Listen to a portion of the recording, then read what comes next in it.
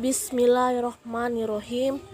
Assalamualaikum warahmatullahi wabarakatuh. Yang terhormat dosen pembimbing Dina Putri Juni Astuti MPD. Perkenalkan, nama saya Deka Mardatila dengan NIM 2011290071, Fakultas Tadris Bahasa Indonesia. Saya dari kelas 3C semester 3.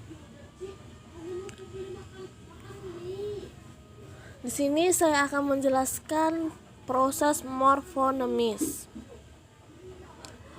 Proses morfonemi disebut juga morfonemik, morfonologi, atau morfonologi adalah peristiwa perubahannya wujud morfemis dalam suatu proses morfologi, baik afikasi, reduplikasi, maupun komposisi. Seperti tampak dari namanya, bidang kajian morfonemik atau morfonologi merupakan gabungan dari bidang studi morfologi dengan morfonemik atau fonologi. Masalah morfonemik ini terdapat hampir pada semua bahasa yang mengenal proses-proses morfologis itu sendiri. B. Proses hilangnya fonem. Dalam proses hilangnya fonem, Anda dapat mengikuti uraian sebagai berikut. Yang pertama, proses hilangnya fonem N. Proses hilangnya fonem N akan terjadi apabila morfem-morfem men dan pen bertemu atau bergabung dengan bentuk dasar, yaitu dasar kata, yang berfonem awal L, R, Y, W, dan nasal. Contohnya, men ditambah lupakan menjadi melupakan, men ditambah lirik menjadi lirik, men ditambah lestarikan menjadi melestarikan, pen ditambah lompat menjadi pelompat, men ditambah rampas menjadi merampas, pen ditambah rampok menjadi perampok, men ditambah yakinkan menjadi meyakinkan, pen ditambah waris menjadi pewaris, men ditambah nasihati menjadi menasehati, dan pen ditambah malas menjadi pemalas. A. Proses penambahan fonem. Proses penambahan fonem terjadi akibat pertemuan men dan pen dengan bentuk dasar yang bersuku satu. Fonem tambahannya adalah sehingga men merubah menjadi meng dan pen menjadi peng. Selain itu, ada pula penambahan fonem apabila morfem an, ke an, pen an bertemu dengan bentuk dasarnya. Terjadi penambahan fonem tanda tanya apabila bentuk dasar itu berakhir dengan vokal A, penambahan fonem W apabila bentuk dasar akhirnya U, O, AW, dan penambahan fonem Y apabila bentuk dasar berakhir dengan I, AY.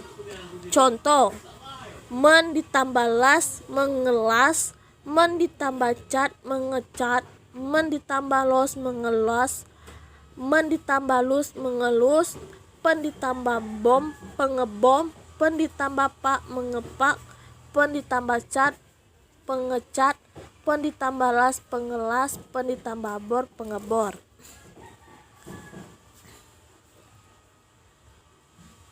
Dua.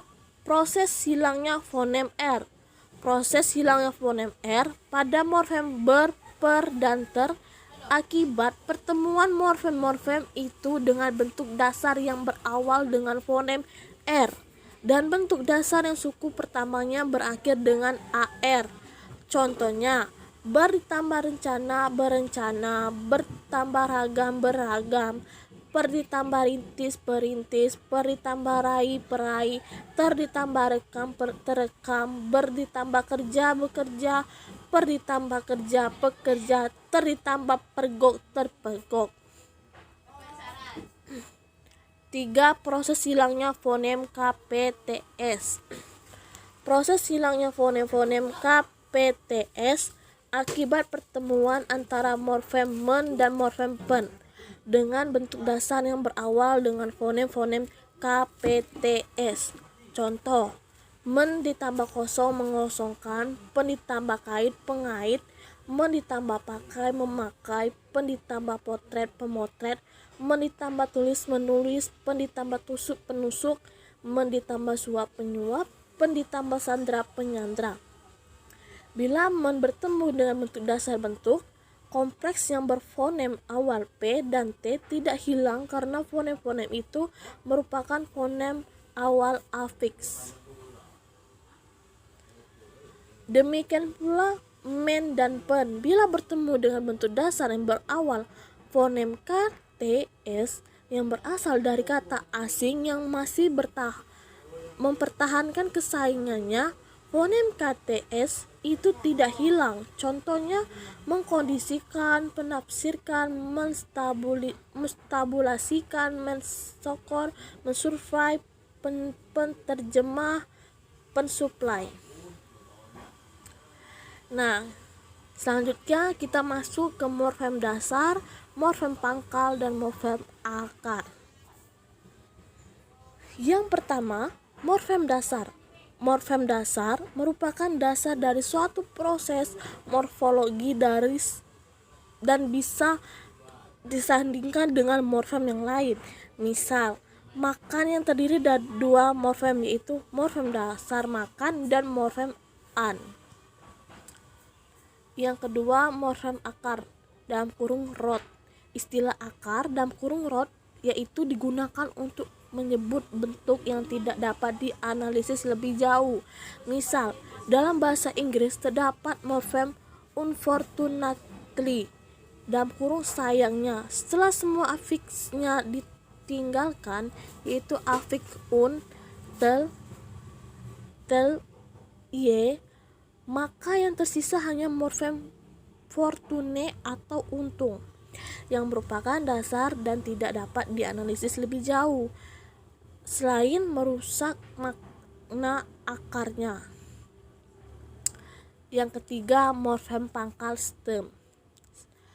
Istilah pangkal stem digunakan untuk menyebut bentuk dasar dari proses infleksi. Dalam bahasa Indonesia hanya terdapat pada proses pembentukan verba transitif. Misalnya, menjual pangkalnya adalah jual. Terima kasih, itulah tadi yang bisa saya sampaikan materi pada hari ini. Sekian dan terima kasih. Wassalamualaikum warahmatullahi wabarakatuh.